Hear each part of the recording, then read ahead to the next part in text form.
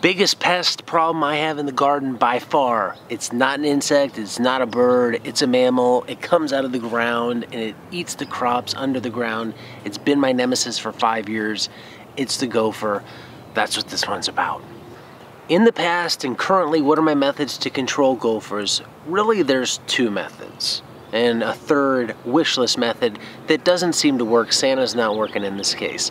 The first method that I do use, and this will probably catch a lot of people off guard, is I'll use a poison bait. I don't use it anywhere in this area in the main garden section because I don't want any chance of the chickens getting a hold of it.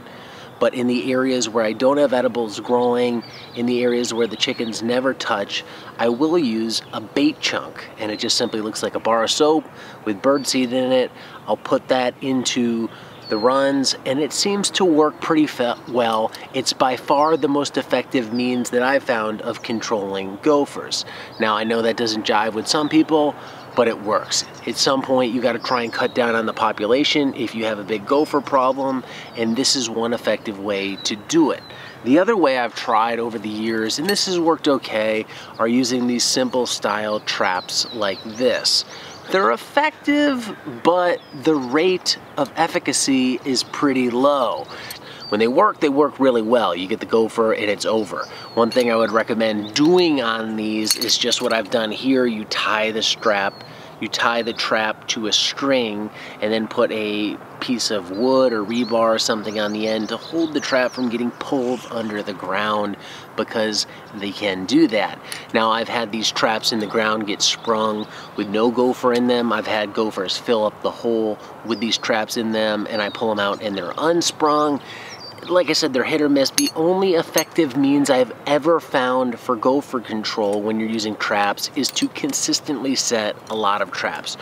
Put a bunch of traps in the ground, do it often, do it all the time, put a bunch of traps in the ground. That's the only way you're going to get it to work.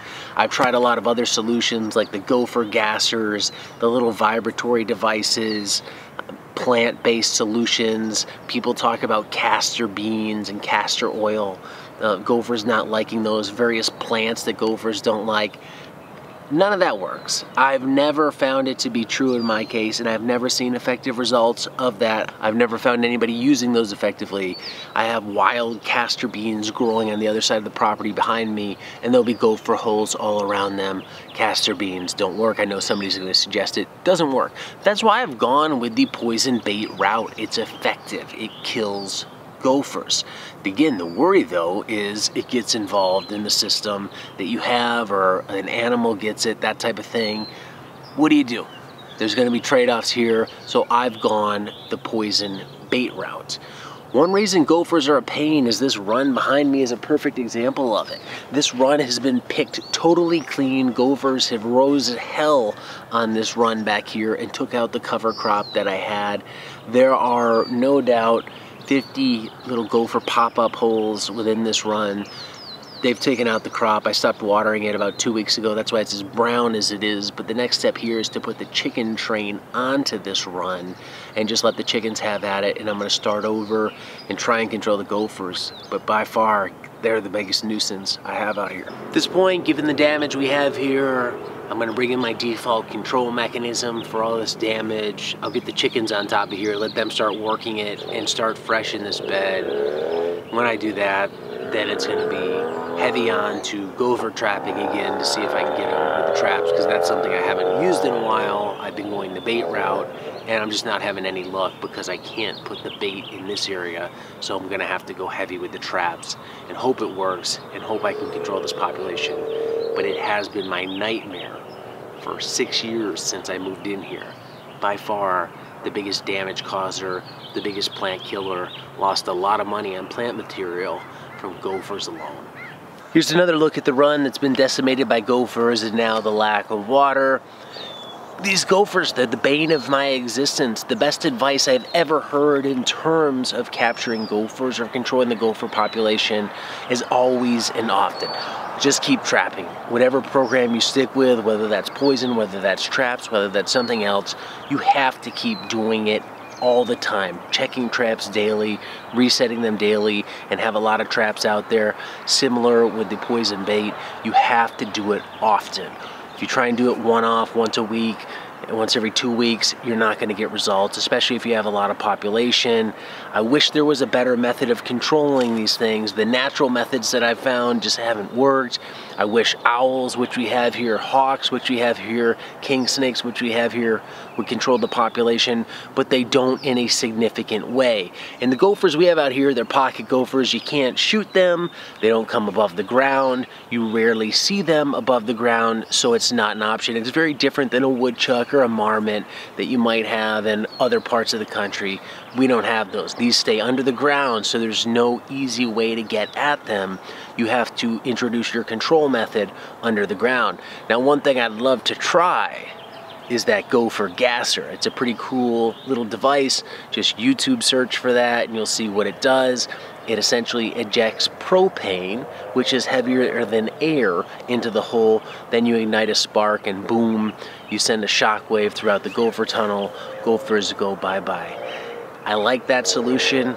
I would have one by now if it was cheaper, but they're expensive. They're over $1,000, and for as much as I use it, for as much property as I have, I can't quite justify it, at least not yet.